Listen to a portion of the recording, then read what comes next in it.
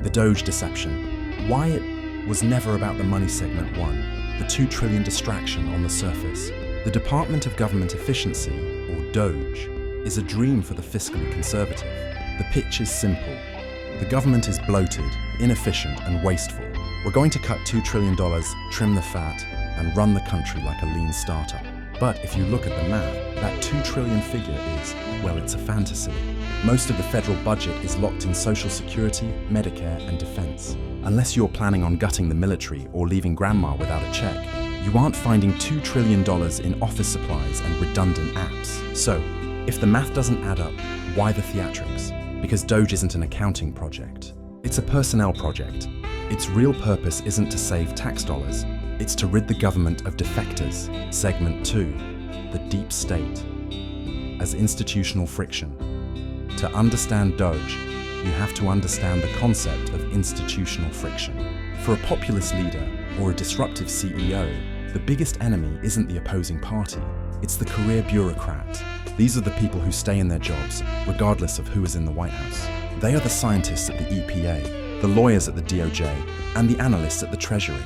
In the eyes of the DOGE architects, these people aren't public servants. They are defectors. The logic.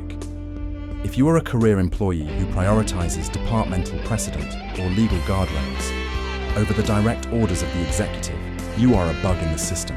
You are a source of friction. DOGE provides the efficiency, cover needed to bypass the civil service protections that have existed since the Pendleton Act of 1883. By framing layoffs as cost-cutting, the administration can bypass the need to prove for cause termination. Segment 3, the Musk playbook. We've seen this script before. When Elon Musk took over Twitter, he didn't just fire people to save money, though that was the stated reason. He fired people to change the composition of the room. He identified anyone who questioned the new direction as a defector. By cutting 80% of the staff, he wasn't just streamlining. He was ensuring that everyone left was either a true believer or too desperate to say no. DOGE applies the X methodology to the federal government. Mandate. The impossible.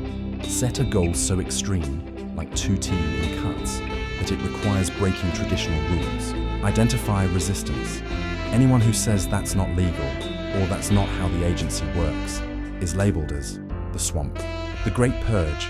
Use efficiency as the legal shield to remove them en masse. Segment 4. Schedule F and the loyalty. Pivot. The end goal isn't a smaller government, it's a responsive government. In political science, we talk about neutral competence. The idea that the government should be run by experts who are loyal to the office, not the person. DOGE is the wrecking ball aimed at that concept. If you replace a career scientist with a political appointee, you haven't necessarily saved the taxpayer money. You might even spend more. But what you have done is removed a potential detector. You've ensured that when the president says do this, there is no one left in the building with the institutional memory or the legal protections to say, we can't. Segment 5. Conclusion. The new architecture. DOGE is a masterclass in branding.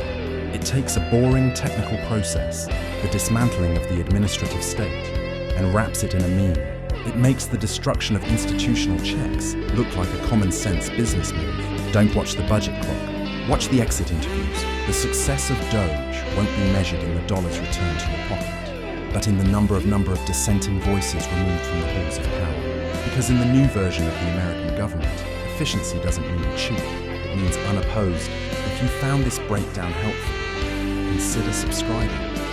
And I want to hear from you. Is a frictionless government actually more effective? Or are those defectors the only thing keeping the wheels from falling off? Let me know in the comments.